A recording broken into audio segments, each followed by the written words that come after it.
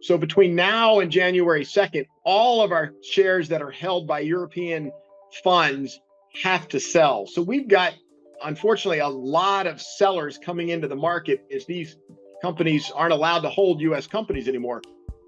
Hello and welcome to the Barron Streetwise podcast. I'm Jack Howe, and the voice you just heard, that's Scott Wine. He's the CEO of CNH Industrial. We talked about it quickly here a couple of weeks ago. They make tractors and all kinds of big farm machines. Scott's going to talk about his strategy for growth and why he thinks his stock price is depressed.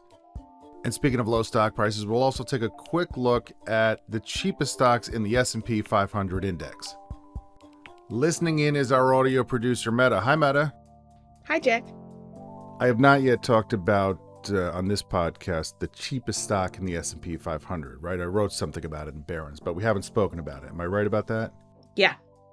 I'm going to run down the 5 cheapest stocks in the S&P 500. Folks out there, you can guess in your head what you think they are. They will get cheaper as I go along. This is not like a buy list. I'm not saying, hey, these stocks are cheap, grab them. This is neither here nor there. I'm just pointing this out in case you're interested. Number 5 is a company called NRG Energy, and that's a Texas utility. And that company spent $2.8 billion to buy something called Vivint. Vivint it's a maker of like home security equipment, control gadgets. Like if you have ADT at your house, then you can get the alarm and you can get the doorbell cameras and all sorts of things. And you can do that with Ring. There are a bunch of different brands. And so Vivint is one of these brands. This utility spent a lot of money on it. Some investors aren't happy. There's an activist investor who says it wasn't a great idea. And that stock is cheap. That's under 6 times earnings. Also under 6 times earnings, and number 4 on the list is Synchrony Financial. That does a lot of store credit cards. Maybe it was last week we spoke about how delinquency rates are on the rise for credit cards. And so Wall Street is kind of watching to see whether those rising delinquency rates turn into defaults and whether that might hurt some of these credit card companies. Number 3, now we're below 5 times earnings. United Airlines trades at 4.7 times forward earnings projections. And that is because, legacy airlines have traded cheaply for a long time. That's a difficult business, but also airfares have fallen pretty significantly.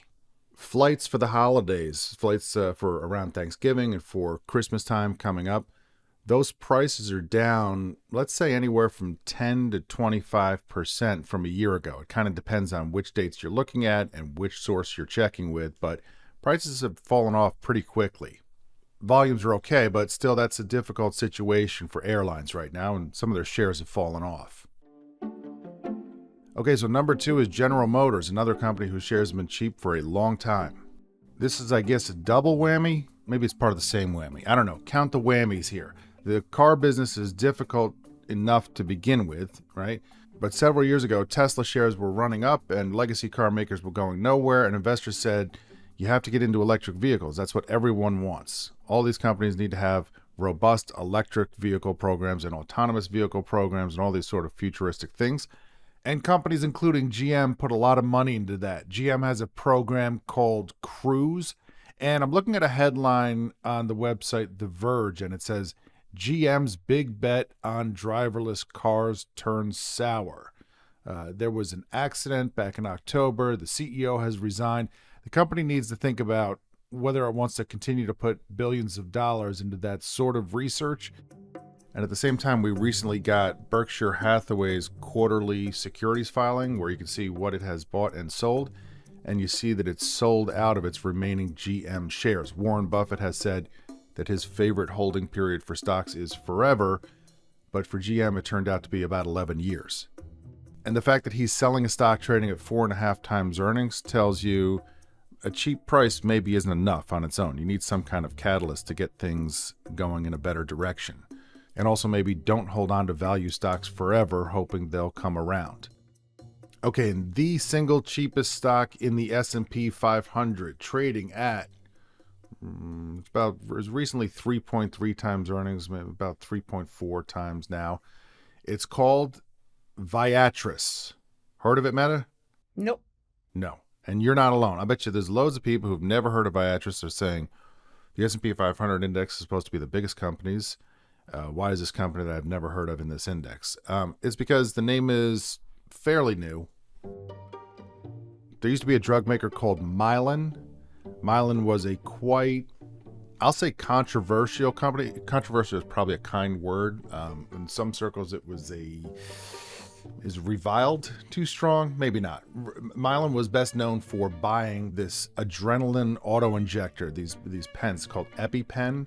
And this is a life-saving treatment for someone who was having a severe allergic reaction, including children. And it bought these things, and it raised the price of a 2-pack of these from $100 to $600 in less than a decade. This is a medicine that had been around for close to half a century, so this seemed like a classic example of, what's the word I'm looking for here, Meta?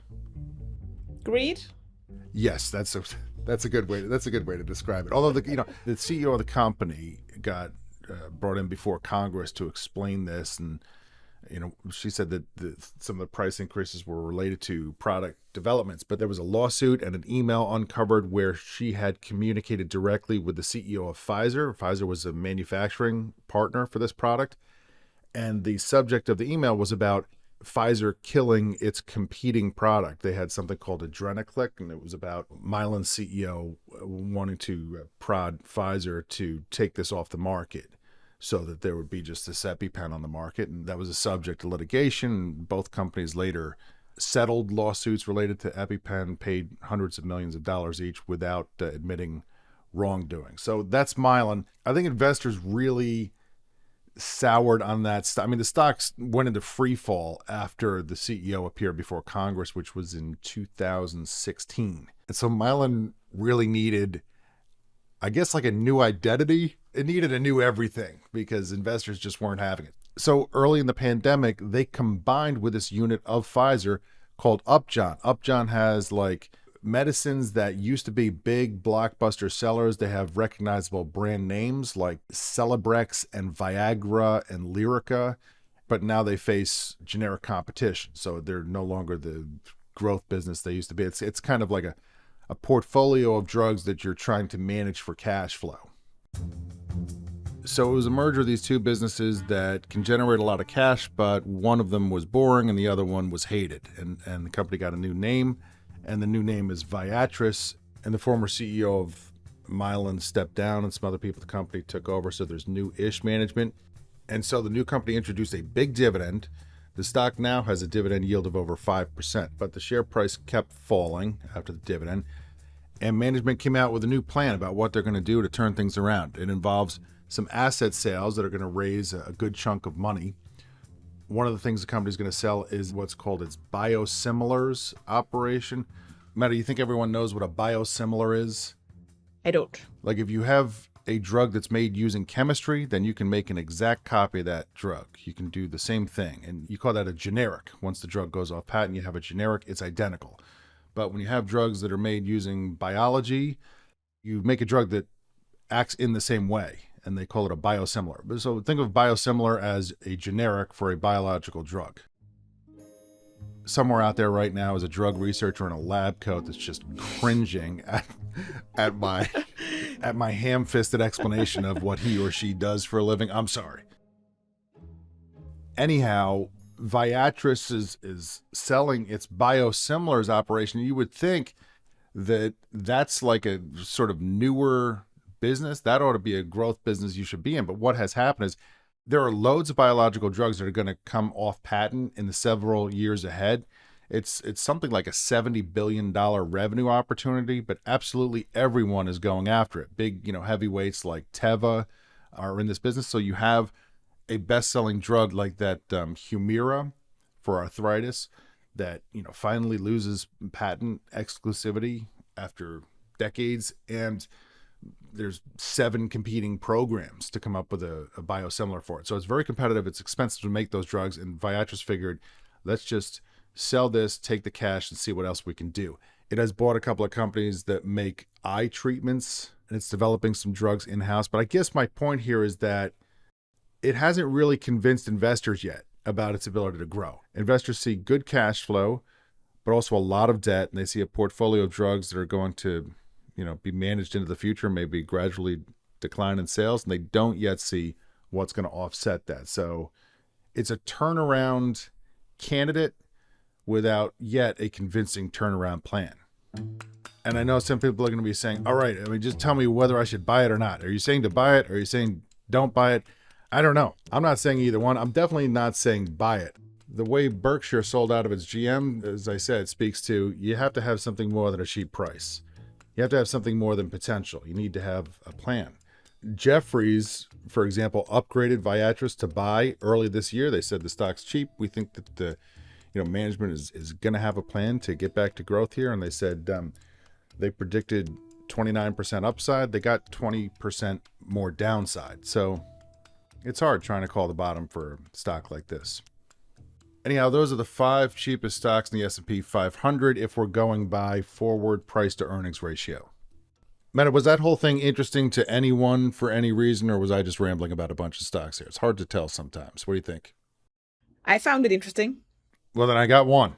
If there's no one else, at least I've got you. Thank you. I think it's time to talk about tractors. So we should transition from cheap stocks to tractors. I'm not much of a segue guy. I like to stop talking about one thing and start talking about another thing. But in this case, I guess we could point out that CNH Industrial is a mighty cheap stock. It's not a member of the S&P 500. Is it a mid cap or a small cap? It is, I guess you could call it a mid cap. It's about a $13 billion market cap, which is small for a company that has this kind of market position, I think. I show the stock at 11 times this year's projected free cash flow, with some pretty good growth expected for free cash flow in the years ahead. So definitely a value price stock.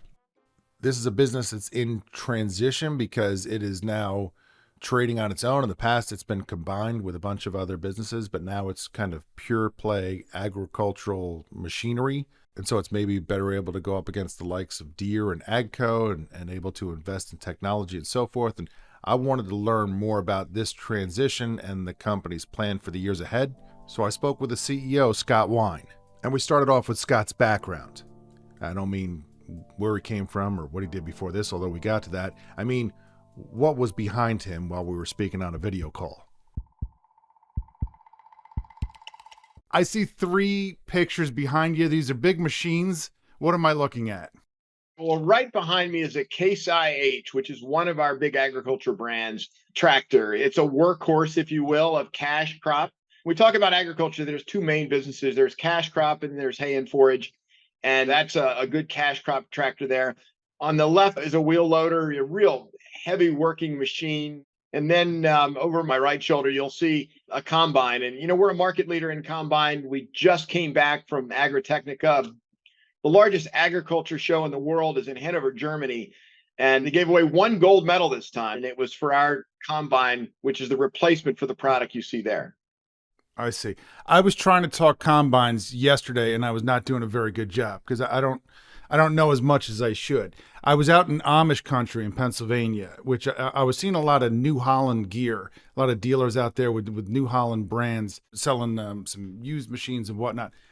But we were passing some farms. I was explaining to my daughter, well, a combine is called a combine because it combines 3 things. And I couldn't remember how it takes the corn off the stalk and it just turns it to grain right there in the machine. You just described it. There's about 1 million additional things that are happening before that happens, but that's the end result. That's nuts, by the way. That's forget about artificial intelligence and what have you. That's nuts that you take corn off a plant and you turn it into kernels right there in the machine before you even bring it over to the granary. Yeah, no, it really is amazing technology. And, we've been at it for a long time. And the buzzword today is artificial intelligence. And there's really a tremendous amount of artificial intelligence that goes into making decisions.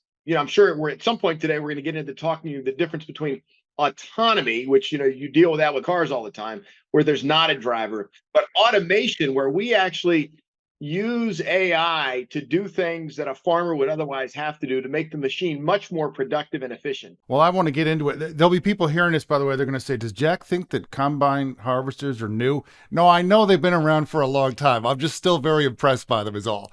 So the company is CNH, and the letters come from Case and New Holland, which my understanding is those are originally American brands from Wisconsin and Pennsylvania. And then now the company has ended up associated with Fiat in Italy, and now you're back trading on your own.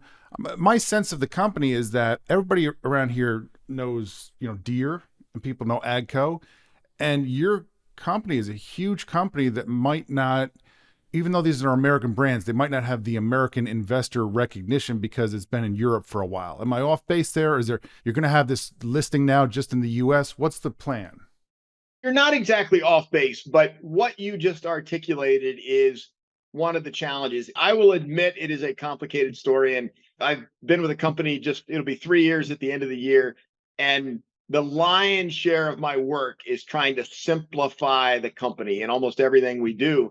And, one of the parts of simplification is the single listing. And you're right. Fiat bought Ford Tractor, which was New Holland, and that ultimately merged with Case IH and became Case New Holland. That was a wholly owned subsidiary of Fiat, but dual listed in Milan and in the New York Stock Exchange because we never gave up the listing here.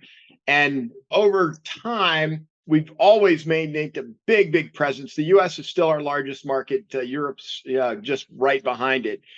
And in 2013, Fiat merged the Iveco heavy truck business. If you go to Europe, you'll see Iveco trucks everywhere. And they had a truck business and an engine business. And then the beginning of 2022, we spun that business off. So Iveco Group is a separately listed company. That was part of our simplification.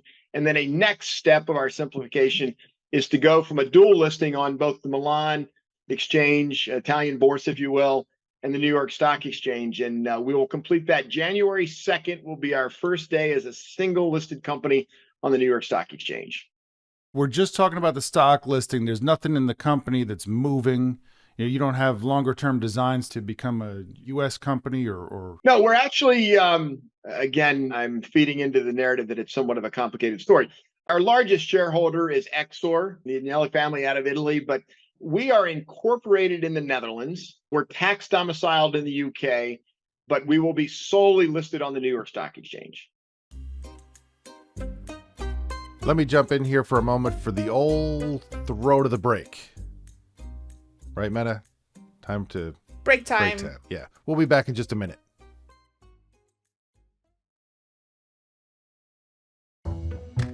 Welcome back. We're talking about big farm machines with CNH Industrial CEO, Scott Wine. How's the farm business right now? Like an American, I think about U.S. farmers, but you've got to think all around the world. Give me the global snapshot. How's the farm business? How are crop prices? How are farmer incomes? Well, farmer incomes are coming off 2 years of record income. The good news is farmers still have a lot of money. Downside is soft commodity prices, grains, corns, those prices are coming down. We had a record harvest for corn. I mean, you heard everybody, the news talking about the severe drought, the worst of ever, and we end up having a record crop for corn here in the U.S. But I don't know, you probably saw the news. Over the course of this summer, Brazil took over the United States as the largest exporter of corn in the world. So Brazil's a huge market for us. Unfortunately, that's a very slow market right now. So we're having to deal with that. The Brazilian farmers are waiting for higher grain prices. And so they're just storing their grains and waiting for higher prices. I don't believe that's going to work out extremely well for them, but we're standing by to sell them equipment when they ultimately sell it. But farmer incomes are down. We are projecting that 2024, that our sales are likely to be down somewhat, slightly because of that. We announced that on our most recent earnings call. But overall, even though it's down, still going to be at historically high levels for agriculture in general. You know, we're talking about farmers here. Some of these folks are not folks with endless capital resources. They've got to wait for those higher prices just to get the cash flow going so that they can purchase new equipment. Is that the case, or how do they tend to plan that sort of thing? That is how most of them tend to plan it. Believe it or not, one of the most motivating factors for farmers to procure equipment is to avoid paying taxes. So, they're buying at the end of the day, they want to offset some of that income with a purchase. And that has worked out well for us over the last couple of years. So we're seeing it slow down, but by no means is this a sharp downturn in the agriculture market. So when incomes are up, then you've got something you're looking to offset. Now you're going out and buying a piece of equipment to offset it. That's exactly right. And many of our biggest customers, they'll buy 20, 40, 60, 80 pieces of equipment every year, every second year, and then trade those in. I mean, a combine can cost you $1 million. They're not laying out $1 million for the combine. They're laying out the $200,000 difference between the new one and the trade in. That's how the math works a lot of times. Let's talk about where we are on the technology curve and what's driving purchases. Aside from just, you need new machines. What are the features that farmers tell you that they're most excited about, the ones that are, if they're on the fence about buying a new piece of equipment, this is something that's going to make them buy?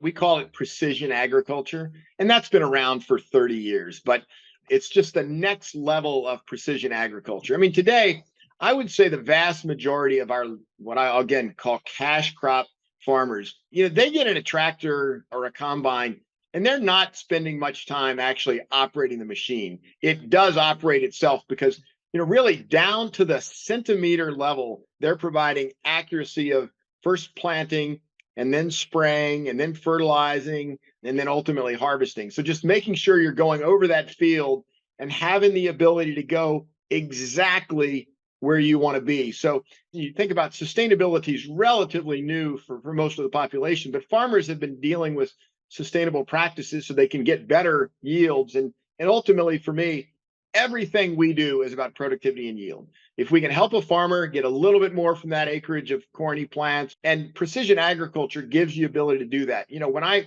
was 4 months into the job and I had to go talk to the board about spending $2 billion to acquire Raven Industries, a company in Sioux Falls, South Dakota. And that really is where we went from buying most of the precision equipment from a company called Trimble, which you might know, great company. So we were buying most of our precision solutions from Trimble, and then we bought Raven to allow us to start doing most of it in-house. And we're in the middle of that transition now, and it's very rewarding for us and for our customers. Last group of farmers that I visited with, everybody's staring at their screens just like the rest of us. They got their satellite imagery on their phone, and they got their new tablets.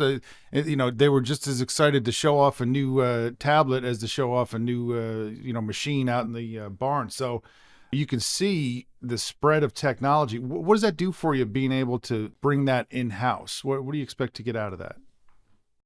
Well, I mean, mostly it's the ability to serve our customers better. We can then, because we're doing it in-house, we can react faster. We can listen to what they need.